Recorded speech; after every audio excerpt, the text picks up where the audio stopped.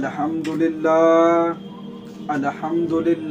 نحمدہ ونصلی علی رسولہ الکریم اما بعد فاعوذ باللہ من الشیطان الرجیم بسم اللہ الرحمن الرحیم۔ اللہ تعالیٰ سے دعا ہے اللہ تعالیٰ صحیح طریقے سے بات کہنے کی، سننے کی، سمجھنے کی، پھر اس پہ ہم سب مسلمان بھائیوں کو عمل کی توفیق عطا فرمائے۔ مرحومین کے لیے بہترین ہدیہ۔ نبی پاک صلی اللہ علیہ وسلم نے ارشاد فرمایا، قبر میں مردے کی حالت ایسی ہے جیسے کہ کوئی شخص ڈوب رہا ہو اور کسی کو پکار رہا ہو کہ کوئی اس کا ہاتھ پکڑ کر پانی سے باہر نکالے۔ چنانچہ وہ مردہ ہر وقت اس بات کا منتظر رہتا ہے کہ اس کے باپ کی طرف سے یا اس کی ماں کی طرف سے یا اس کے بھائی کی طرف سے یا اس کے دوست کی طرف سے اس کو دعا پہنچے۔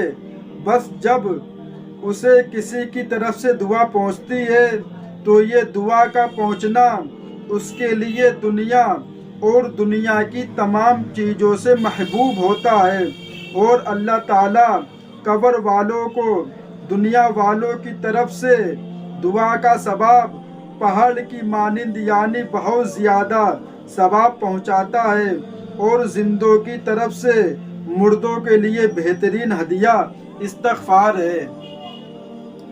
جب کوئی انسان مر جاتا ہے اور دنیا فانی سے رخصت ہو جاتا ہے اور وہ قبر کے اندر چلا جاتا ہے تو میرے بھائی اس کے سارے نیک اعمال جو وہ کرتا تھا وہ سب بند ہو جاتے ہیں۔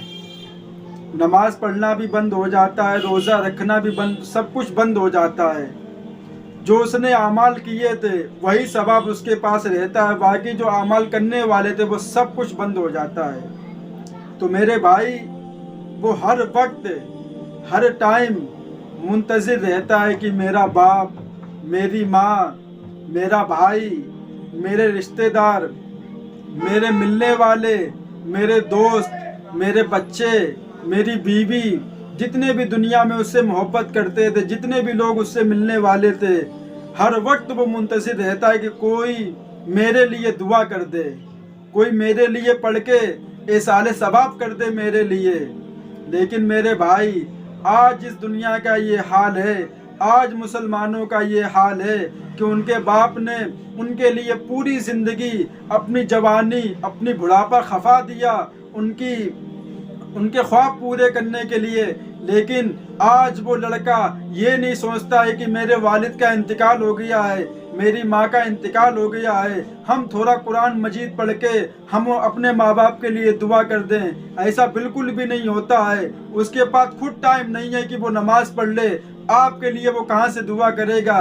اس لیے کہ میرے ماں باپوں سے گزارش ہے کہ اپنی اولاد کو اتنا پڑھا لیجئے، اپنی اولاد کو اتنا عالم حافظ بنا لیجئے کہ کل آپ کے انتقال کے بعد وہ آپ کے لیے دعا کرے، وہ آپ کے لیے قرآن پڑھ پڑھ کے بخشے، اس لیے کہ آپ کے مرنے کے بعد آپ کے رشتہ دار آپ کو پڑھ پڑھ کے نہیں بخشیں گے، آپ کے دوست آپ کو پڑھ پڑھ کے نہیں بخشیں گے، جو بخشیں گے وہ صرف اور صرف آپ کی اولاد ہوگی، جو آپ نے اس کو نیک راستے پہ چلایا ہوگا اور اس کو دین اسلام کے بارے میں بتایا ہوگا، وہ آپ کی بات مان کے چلے گی اور وہ ہر نماز میں آپ کے لیے دعا کرے گی، اے اللہ میرے ماں باپ کی مغفرت فرما، اے اللہ میرے ماں باپ کے گناہوں کو معاف فرما۔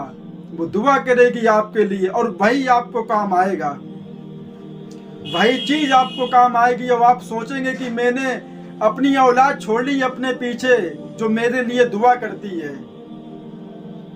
پڑھائیے آپ اپنے اولاد کو قرآن، پڑھائیے آپ مدرسے میں اپنے بچوں کو، پڑھائیے آپ مسجد میں اپنے بچوں کو، بھیجیے تبلیغی جماعت میں، وہ کچھ سیکھیں، کچھ سمجھیں اور کچھ غور و فکر کریں کہ جب انسان دنیا سے چلا جاتا ہے تو اس کو کیا ضرورت ہوتی ہے، کتنی ضرورت اس کو ہوتی ہے کہ وہ ایسا لگتا ہے کہ وہ پانی میں ڈوب رہا ہے اور کوئی اس کا ہاتھ پکڑ کے اس کو بچا لے، ایسی کیفیت ہوتی ہے۔ لیکن انسان जिस दिन इंतकाल होता है उसी दिन रोना पीटना होता है, और ऐसा रोया जाता है कि लोग बेहोश तक हो जाते हैं। बहुत गुस्सा हमें आती है ऐसे लोगों पे कि जिस दिन बाप मरा है, जिस दिन माँ मरी है, जिस दिन भाई मरा है, उसी दिन तुम्हारे लिए आंसू हैं दिल में, उसी दिन के लिए तुम्हारे दिल में आंसू हैं और तुम्हारी आंखों में आंसू है। तुम्हें गैरत नहीं आती है कि उस बाप ने तुम्हें पूरी जवानी खिलाया, तुमको पिलाया, सब कुछ किया, आज वो मर के चला गया तो उसी दिन के लिए रो लिए और सब कुछ बंद कर दिया। कहाँ गई तुम्हारी गैरत? उठो, नमाज पढ़ो और अपने माँ बाप के लिए दुआ करो, तब समझ में आएगा तुम अपने बाप से कितनी मोहब्बत करने वाले थे। हम ये सोचते हैं कि जब किसी का इंतकाल होता है और वो बहुत रोए या धोए, हम नहीं मानते कितनी मोहब्बत करने वाला था। हम नहीं मानते इस बात को, दुनिया माने, हम नहीं मानते।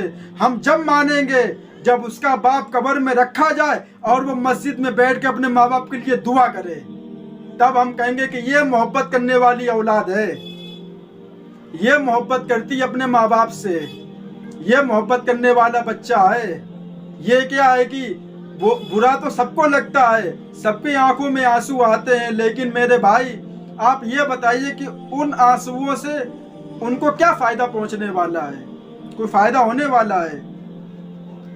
फायदा तो तब होगा तब आप मस्जिद में जाएं और अल्लाह से दुआ करें कि अल्लाह मेरे माँ बाप को माफ़ कर दे, अल्लाह उन्होंने बचपन पे मुझे कितने लाड़ो प्यार से पाला, सब कुछ मेरे ऊपर कुर्बान किया, अल्लाह उन्हें माफ़ कर दे। रब्बिर हमहुमा कमा रब्बयानी सगीरा, ए अल्लाह मेरे माँ बाप के ऊपर रहम फरमा, जैसा कि बचपन में मुझे पाला, मेरे ऊपर रहम किया। ये चीज़ काम आएगी उनके लिए, रोना कहाँ से काम आएगा उनके लिए? और हमारे नबी ने मना भी किया है कि किसी का इंतकाल हो कुछ चीख चीख के रोए। सब्र करना चाहिए कि मेरे भाई दुनिया में जो आया वो दुनिया से जाएगा। कुल्लु नफ्सिन ज़ाइक़तुल मौत, हर नफ्स को मौत का मजा चखना है। वो अकेला थोड़ी था दुनिया से छोड़ के चला गया, सबको दुनिया से जाना है, एक दिन हमको भी जाना है। तो मेरे भाई ऐसे लोग छोड़ के जाएं अपने पीछे जो तुम्हें याद रखें। ऐसे लोग ना छोड़ के जाएं जो आपके जाने के बाद कि आपकी कब्र की मिट्टी भी ना सूखे वो आपको भूल जाएं। ऐसे दोस्त बनाओ, ऐसे अपने पीछे लोगों को तैयार करो जो तुम्हें याद रखें। ऐसा मत करो कि वो सिर्फ आपके पैसे से मोहब्बत करें, आपकी ज़रूरत सिर्फ उनके लिए सब कुछ है, बस आपका जाना हुआ और उनका घूमना फिरना शुरू हुआ। तो मेरे भाई मोहब्बत भी करो और अपने माँ बाप के लिए दुआ भी करो। कोई भी हो, किसी का भी इंतकाल हो जाए, रोना धोना मत करो। रोना धोना तो होता है, लेकिन मेरे भाई उस चीज़ का करने से क्या फ़ायदा जो एक तो इस्लाम भी मना करे, ऊपर से नबी पाक सल्लल्लाहु अलैहि वसल्लम भी मना करें और उसका कुछ फ़ायदा भी ना हो, तो उसका करने का क्या फ़ायदा? उसका कुछ फ़ायदा ही नहीं है। तो फ़ायदा वो चीज़ करो जिसका फ़ायदा हो, कि दुआ करो, दुआ करने से फ़ायदा है। अल्लाह ताला इन बातों पे हम सबको अमल की तौफीक अता फरमाए और हमारे माँ बाप की मग़फ़िरत फरमाए। व आखिरु दावाना वलिल हम्दुलिल्लाहि रब्बिल आलमीन।